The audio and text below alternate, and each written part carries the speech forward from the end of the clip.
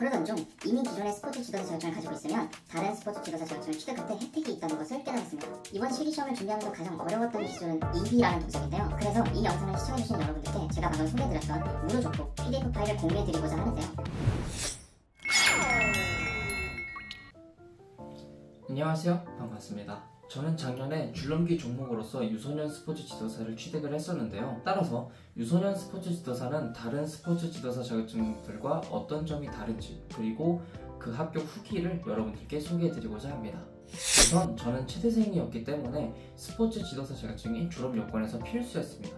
그리고 유소년 관련 기관에서 일을 하기 위해서는 유소년 스포츠 지도사가 꼭 필요했죠. 이때 유소년 스포츠 지도사란 유소년 또는 유아, 영아를 대상으로 스포츠를 가르칠 수 있는 그런 자격을 의미합니다. 그러던 중 이미 기존의 스포츠 지도사 자격증을 가지고 있으면 다른 스포츠 지도사 자격증을 취득할 때 혜택이 있다는 것을 깨달았습니다. 그리고 자격증 응시 조건 역시 충족되었기 때문에 이번에 도전하게 되었습니다. 기존 보유 자격에 따른 신규 자격 취득 방법은 제가 띄워드린 이미지를 참고해주세요. 그래서 저는 작년에 노인 스포츠 지도사 보디빌딩과 유소년 스포츠 지도사 줄넘기를 동시에 취득해보고자 했습니다. 자, 노인 스포츠 지도사 보디빌딩에 관한 자세한 후기는 새로운 영상에서 찾아뵙겠습니다. 그리고 어떻게 이 두 가지를 한 번에 합격할 수 있었는지에 대한 영상도 이미 게시되어 있으니 그것을 참고하시면 되겠습니다. 저처럼 새로운 운동 종목으로 새로운 자격증을 준비하시는 분들은 줄넘기 실기시험과 줄넘기 구술시험만 준비하시면 됩니다. 이때 필기시험은 면제이기 때문에 필기시험을 따로 준비하시거나 필기시험 접수 기간에 따로 접수를 하지 않으셔도 괜찮습니다. 만약 저와 다르게 생활 2급 줄넘기가 있고 유소년 스포츠 지도사 줄넘기를 취득하고자 하시는 분들께서는 실기시험도 준비하실 필요 없이 구술시험만 준비하시면 되겠습니다. 앞서 말씀드렸다시피 저는 유소년 스포츠 지도사와 노인 스포츠 지도사를 한 번에 도전했었습니다. 따라서 시험 날짜가 겹치지 않았어야 했는데요. 작년 기준, 2024년 기준 줄넘기 종목의 경우 시험 날짜가 6월 22일 오전 9시로 정해져 있었기 때문에 유소년 시험을 먼저 신청을 하고 그 뒤에 비어있는 날짜에 노인 스포츠 지도사 자격증을 신청했었습니다.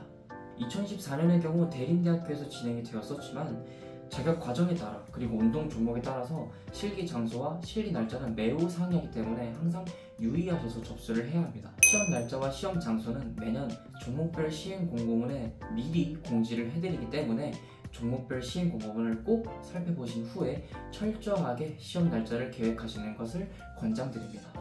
지금부터 본격적으로 제가 어떻게 자격증을 준비했었는지 그 과정을 여러분들께 소개해드리고자 하는데요. 먼저 저는 줄넘기를 아이들에게 가르치는 역할을 하고 있었기 때문에 줄넘기에 대한 기본적인 실력은 어느 정도 자신이 있었습니다. 따라서 전체 준비 기간을 총 4주로 잡고 전반부에 구술시험 3주, 실기시험 1주 해서 총 4주로 계획을 했었습니다. 앞서 말씀드린 것처럼 종목별 시행 공고문에 실려있는 실기시험 항목들을 확인한 뒤 거기에 적혀있는 모든 운동 동작들을 연습을 했었습니다. 또한 대한민국 줄넘기 협회 공식 유튜브 채널에 기술 순서와 음악에 대한 영상들이 올라와 있어서 검색해서 참고하셔도 좋고 제 영상 설명란과 댓글에다가 그 링크를 첨부해 두도록 하겠습니다. 자, 유소년 스포츠 지도사 줄넘기 종목의 실기시험 항목은 기본 스텝, 기술 안무, 다회선, 스피드 총 4종목이며 실기시험 이후 곧바로 구술시험을 치르게 됩니다. 실기시험의 경우 대한민국 줄넘기 협회에서 제공하는 기본 스텝과 기술 안무 검정 영상을 틀어놓고 따라하는 방식으로 연습을 했었습니다. 다회선은 이중뛰기 10개라서 그렇게 어렵진 않았지만 좀 더 점프를 높게 하는 식으로 좀 더 지도자로서 어떻게 줄넘기를 해야 되는지 보여주는 방식으로 연습을 했었고 스피드 30초의 경우 스피드 30초 음원에 따라서 30초 번갈아 뛰기를 많이 연습했었습니다. 그래서 통과하면 그만두고 통과를 못할 시에는 좀 쉬는 시간을 갖고 다시 도전하고 이런 식으로 연습을 했었습니다. 그리고 또 중요한 것이 뭐냐면 줄넘기 실기시험을 볼 때 기본 스텝과 기술 안무 검정은 영상이 모니터를 통해 나옵니다. 제가 이따가 실기시험에 대한 후기를 남겨드리면서 더 자세히 설명해 드리겠지만 그 모니터를 보면서 제 모니터를 보면서 실기시험을 진행을 하기 때문에 그 영상에 굉장히 익숙해지는 것이 굉장히 중요합니다. 따라서 연습하실 때도 영상을 보고 또는 그 영상의 음악만이라도 틀어놓고 반복해서 연습하시는 것을 추천드립니다. 이번 실기시험을 준비하면서 가장 어려웠던 기술은 EB라는 동작인데요. 바로 이런 기술인데 EB 동작과 그리고 8박자 마무리가 굉장히 어려웠습니다. EB 기술을 쉽게 할 수 있는 팁이나 8박자 마무리 동작에 대한 그런 자세한 설명은 여기서 다루기에는 주제가 좀 다르니까 제 블로그 포스팅을 참고해 주시면 감사하겠습니다. 구술시험에 대해서도 얘기를 빼놓을 수가 없는데요. 자, 구술시험 같은 경우에는 아까 말씀드렸던 실기시험 준비기간 4주 동안 병행해서 함께 공부를 했었습니다. 구술시험의 자료 같은 경우에는 카카오톡 오픈 채팅방과 무료 구술 족보를 활용을 했었는데요. 자, 이 자료들을 먼저 받고 나서는 문제에 익숙해지는 것부터 시작했습니다. 먼저 문제를 눈으로 읽고 나서 그 문제에 대해서 내가 어떤 식으로 답을 할 건지, 나라면 시험장에서 어떻게 답변할 건지에 대한 제 생각과 답변들을 타이핑으로 옮겨 적었습니다. 그리고 나서 문제 하나당 답변 하나, 이런 식으로 모든 문제들을 합쳐서 PDF 파일을 만들었었는데요. 이 PDF 파일을 태블릿에 다운로드 받아서 핵심 단어를 체크하고 문제와의 연결성을 중점적으로 이해하면서 공부했습니다. 아무래도 구술시험은 어떤 문제가 나올지 모르고 매년 난이도가 계속 올라가는 추세이기 때문에 어떻게 구술시험을 준비해야 되는지 막막하신 분들이 많을 거라고 생각합니다. 실제로 작년 기준 구술시험의 난이도가 굉장히 많이 올라갔고 줄넘기 시험의 경우 유난히 더 많이 올라갔다라고 말씀해 주시는 선생님분들이 굉장히 많았습니다. 그래서 이 영상을 시청해 주시는 여러분들께 제가 방금 소개해드렸던 무료 족보 PDF 파일을 공유해 드리고자 하는데요. 이제만 수록된 무료본 같은 경우에는 제 블로그 포스트를 이 영상 댓글과 설명란에 게시해 두겠습니다. 줄넘기 외에도 보디빌딩과 태권도 종목도 있으니 본인에게 해당하는 운동 종목의 게시글에 먼저 접속을 하신 후에 블로그 댓글에다가 무료 족보 신청합니다 라는 메시지와 함께 이메일 주소를 남겨주시면 제가 그 이메일을 통해서 무료본을 보내드리도록 하겠습니다. 또한 오픈 채팅방도 운영 중인데요. 사용 방법은 블로그 게시글을 확인해 주시면 되겠습니다. 만약 문제와 함께 답안이 필요하시거나 실기시험장, 구술시험장에서 어떻게 행동해야 하고 주의할 점은 무엇인지 그 자세한 자료가 궁금하신 분들은 유료본도 판매를 하고 있습니다. 유료본을 구매하시는 방법은 두 가지가 있는데요. 먼저 크몽이라는 사이트에서 C2025 스포츠 지도사를 검색하신 후에 본인에게 해당하는 종목의 유료본을 구매하셔도 됩니다. 그리고 두 번째 방법은 구글 폼 링크를 통해서 직접 신청하는 방법이 있습니다. 이 경우 이메일을 통해서 제가 직접 보내드릴 예정이니까 꼭 이메일 주소를 남겨주시면 감사하겠습니다.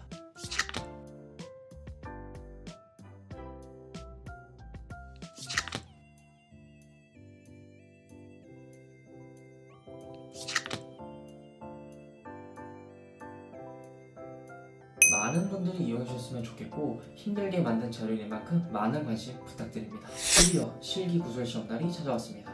실기시험과 구술시험은 예정대로 대림대학교에서 진행을 했었는데요. 준비물은 운동화, 개인 줄넘기, 운동복, 수험표, 신분증을 챙겼고 거기에 테이핑, 물, 그리고 구술시험 족보를 추가로 챙겼습니다. 자, 도착해서 대기 장소에서 대기하면서 구술시험 족보를 읽고 있던 와중에 OT가 시작되었습니다.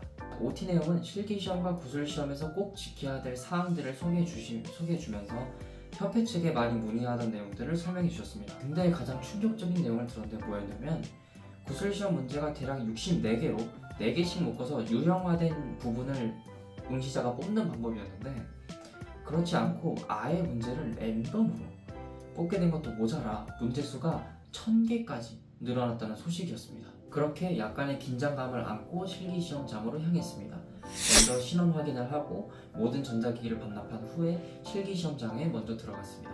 실기시험장은 굉장히 넓고 큰 체육관에서 진행이 됐었고 본인에게 해당하는 번호에 맞춰서 그 번호에 맞는 실기시험장으로 이동하면 됩니다. 큰 체육관 안에 구역이 이렇게 나눠져 있어요. 그래서 제가 예를 들어 4번에 해당한다면 4번 구역으로 가서 실기시험을 치르는 방식으로 진행이 되었습니다. 그래서 소지품 바구니에 모든 소지품을 놓아두고 채점지와 제 개인 줄넘기를 들고 채점지는 심사위원분께 제출하고 개인 줄넘기를 들고 자리에서 시험을 대기했습니다. 좀 더 그 실기시험 절차에 대해서 자세하게 설명해 드리도록 하겠습니다. 몇 번 줄넘기를 돌려보고 준비되었다는 신호를 하고 나면은 그곳에 있는 10명이 함께 동시에 실기시험을 시작하게 됩니다. 응시자 기준 오른쪽에 대형 TV로 실기 영상이 재생되고 영상이 시작하면 영상에 맞춰 실시하는 방식이었습니다. 다행히 큰 실수 없이 모든 실기 과정을 마쳤는데 이제 매우 숨이 찬 상태로 구술시험에 향했습니다. 이 실기시험에서 유의해야 할 점을 2가지 정도만 소개해드리고 싶은데요. 먼저 실기시험의 마지막인 스피드 30초 검정이 끝나면 매우 숨이 찬 상태로 곧바로 구술시험장으로 옮겨져서 구술시험을 바로 치러야 될 수도 있습니다. 따라서 꼭 물을 챙기시고 충분한 심호흡 후에 들어가겠다고 신호를 주는 것이 가장 좋습니다. 그리고 시험을 보실 때 줄넘기를 두 가지 챙기시는 분들을 봤는데요. 스피드용 줄넘기와 일반 개인 줄넘기 이렇게 두 가지를 챙기시는 경우를 봤는데 두 가지 챙겨도 무관하다라고 협회에서는 이야기를 했었지만 반드시 줄넘기를 교체한다고 심사위원분께 말씀을 하셔야 합니다. 줄을 바꿀 틈도 없이 바로 다음 시험이 이어지는 경우도 있었습니다. 제 시험이 그랬기 때문에 줄넘기 두 개를 챙기실 분은 줄넘기 교체하겠습니다 라고 이렇게 말씀을 하시는 것을 꼭 추천드립니다. 이렇게 실기시험을 치르고 나서 구술시험장 이동을 한 뒤에 충분히 시험 호흡을 하고 나서 구술시험장에 들어갔습니다. 먼저 심사위원분께 인사를 드리고 심사위원분 책상 앞에 있는 노트북에 문제 추첨하는 프로그램이 있었습니다. 그래서 그 프로그램을 통해서 제 문제를 뽑았고 제 자리로 돌아가서 문제를 확인했습니다. 제한 시간은 4분이었고 문제를 읽고 답을 하는 형식으로 진행이 되었습니다. 근데 문제가 정말 어렵더라고요. 제가 뽑았던 문제는 1번 3분 뛰기 규정 4가지, 2번 줄넘기 경기 규정 4가지, 3번 정리운동의 필요성 4가지, 4번 유소년 흥미 위주 줄넘기 운동 프로그램 작성 요령 4가지 였는데 3주 정도 준비했는데도 답이 바로 생각나지 않을 만큼 생각보다 어려웠다 라고 저는 후기를 남기고 싶습니다. 저 말고도 다른 분들이 굉장히 어려워하신 분들도 있었고 신유형 문제가 많아서 어려웠다, 고난이도 문제가 많아서 어려웠다, 또는 너무 어처구니 없는 문제가 있어서 어려웠다 라고 말씀하시는 분들도 계셨습니다. 협회의 슬로건을 말하시오 같은 문제가 나왔다는 그런 얘기도 있습니다. 여기서 구술시험과 관련해 제가 크게 3가지 정도의 팁을 드리자면, 먼저 어떤 문제가 나와도 당황하지 않는 것이 중요합니다. 물론 문제에 따른 답이 아닐지라도 어떠한 말이라도 답변을 해야 합니다. 왜냐하면 이 시험은 지도자의 역량을 평가하는 시험이기도 합니다. 따라서 문제에 대한 정확한 답이 아니더라도 어떠한 답을 자신있고 조리있게 표현하는 그런 태도 점수라도 받는 것이 굉장히 중요하다고 할 수 있습니다.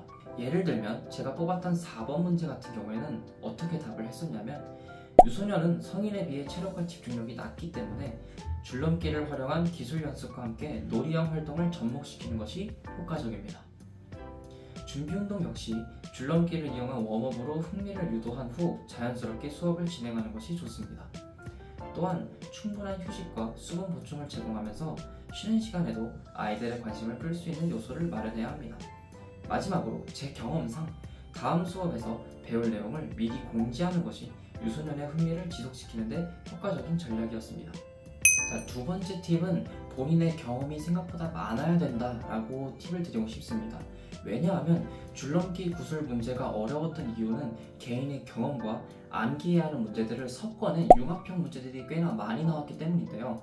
따라서 본인의 경험상 어떠했는지 이렇게 말하는 답변도 충분히 많이 연습을 해보시는 걸 권장드립니다. 마지막은 조금 사소한 팁인데, 반바지보다는 긴 바지를 착용하시는 것을 권장한다 이런 얘기도 있던데요. 아무래도 바로 구술 실기시험 이후에 바로 구술 시험을 치르다 보니 미관상 긴 바지가 더 좋다 이런 얘기가 있어서 저도 긴 바지를 입고 시험을 치렀었는데, 이건 영상을 시청하시는 여러분들의 기호에 따라서 편하신 대로 하시면 될 것 같습니다. 그렇게 모든 시험을 다 치르고 나서 결과 발표 날만을 기다렸습니다. 생각보다 고득점으로 시험을 합격했습니다. 그 다음에 이제 연수과정과 현장 실습은 특혜를 받아서 특별과정으로서 이수를 했는데요. 연수과정에서 일반과정과 특별과정의 차이점은 일반과정에서 이수해야 하는 그 시간의 50%만 수강해도 충분히 합격할 수 있다. 즉 50%만 수강해도 합격이다 라는 그런 과정이 바로 특별과정입니다. 그래서 저는 중앙대학교 스포츠지도사 연수원에서 주말반에서 수료를 했고, 현장 실습 역시 그곳에서 진행하였습니다. 연수 및 현장 실습의 내용 그리고 그 과정에 대한 자세한 내용이 궁금하신 분들은 제 블로그 포스트를 참고하시면 좋을 것 같습니다. 제 댓글과 영상 설명란에 첨부해 두겠습니다. 이렇게 해서 유소년 스포츠 지도사 줄넘기 종목에 대한 여러가지 정보와 제 경험을 여러분들께 소개를 해드렸는데요. 이 영상을 보고 계신 여러분들께서 충분히 도움이 되셨으면 좋겠습니다. 혹시 더 궁금한 점이나 구술족보에 대해서 궁금한 점이 있으신 분들은 이 영상 댓글로 본인의 의견을 남겨주시면 제가 빠른 시일 내에 답변해 드리도록 하겠습니다. 앞으로 스포츠 지도사에 대한 그리고 이 자격증에 대한 여러 가지 꿀팁과 정보들을 계속해서 제공해 드릴 예정이니까 많은 관심 부탁드리겠습니다. 선생님들의 합격을 응원하겠습니다. 화이팅!